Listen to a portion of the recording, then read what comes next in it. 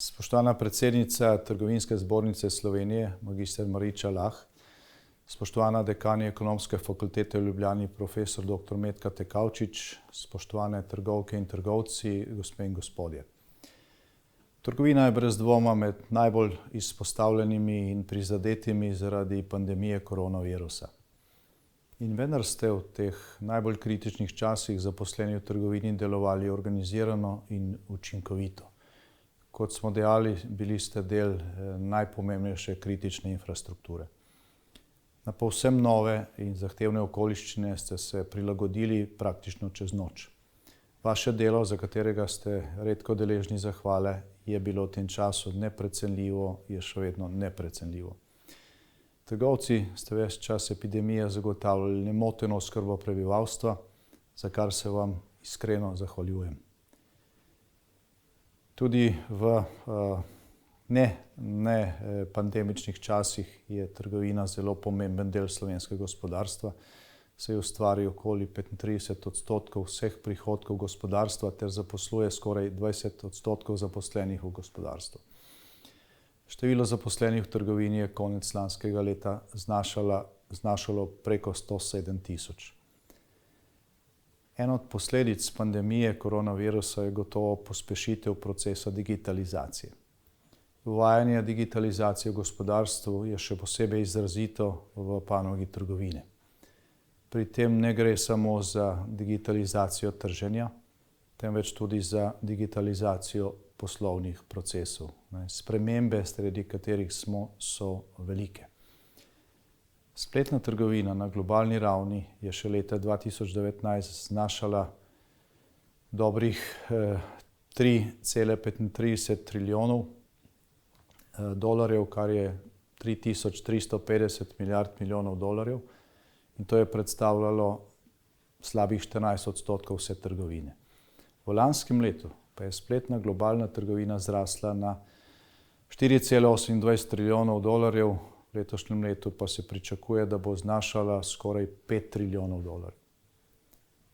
Tudi v Sloveniji raste število tistih, ki se odločajo za spletne nakupe. Leta 2019 se je 66% uporabnikov interneta starih med 16 in 74 let odločilo za vsaj en spletni nakup.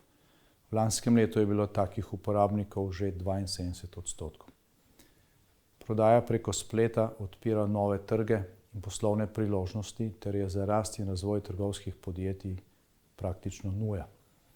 Prodaja preko spleta v resnici postaja trgovina brez meja, saj so kupci lahko vsi, ki imajo dostop do spleta in seveda logistiko, ki produkt pripelje do njih, pravzaprav vsi, ne glede na to, v katerem koncu sveta živijo. Vlada se zelo zaveda pomembnosti digitalizacije, vendar je tukaj naš cilj jasen. Ustvarjati pogoje za prestrukturiranje tradicionalne industrije v industrijo znanja in inovacij. To bo ustvarilo nova delovna mesta z višjo dodano vrednostjo ter hkrati omogočilo prehod na zeleno, ustvarjalno in pametno gospodarstvo. V okviru nacionalnega načrta za oživitev in odpornost smo že sprejeli ukrepe, ki bodo omogočili vse našteto in s tem tudi večjo konkurenčnost slovenskega gospodarstva. Vlada vseskozi spremlja gospodarstvo in sprejema ukrepe, ki so v pomoč. Sprejeli smo obsežen predlog davčnih sprememb, ki bodo, če bodo sprejete v Državnem zboru, in na tem se v tem času trudimo, še posebej pozitivne za panogo trgovine. V predlogu davčnih sprememb se predlaga znižanje davkov, s čimer želimo zagotoviti višje plače, ne da bi to povečalo stroške za podjetja oziroma za delodajalce. Prepričan sem, da se bo velik del zvišanja plač prelil v potrošnjo v trgovini, tako kot se to dogaja pravzaprav vedno v takih primerih.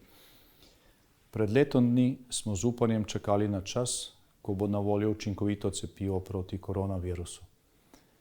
Danes cepivo imamo, lahko celo izbiramo. Žal precepljenost še vedno ni dovolj visoka. Ob tem, da vemo, da samo dovolj visoka precepljenost zagotavlja, da bomo zmagali v boju s tem nevarnim virusom, ki ogroža vse, kar smo verjeli in za kar smo si kot narod in človeštvo prizadevali. Danes vemo, da je zdravje, danes še posebej vemo, da je zdravje tista največja vrednota. Predvsem pa ta koronavirus ogroža naš način življenja. Zato mi dovolite, da se zahvalim vsem, ki ste se že cepili, pa tudi da povabim vse, ki se še niste, da to storite. Le tako bo varno vaše zdravje, zdravje vaših bližnjih, pa tudi delovno okolje, tako za vse zaposlene v trgovini, kot tudi za kupce. In kakšna ponovna zapiranja, kar bi bilo najslabše ob 4. valu, ne bodo potrebna. Udeležencem konference želim uspešno delo in čim več zadovoljnih kupcev tudi v prihodnje. Vlada pa se bo trudila, da bomo ustvarjali okolje, v katerem bodo plače in pokojnine višje in da bodo imeli ljudje več denarja za to, da si v trgovinah nabavijo vse, kar potrebujejo. Hvala lepa.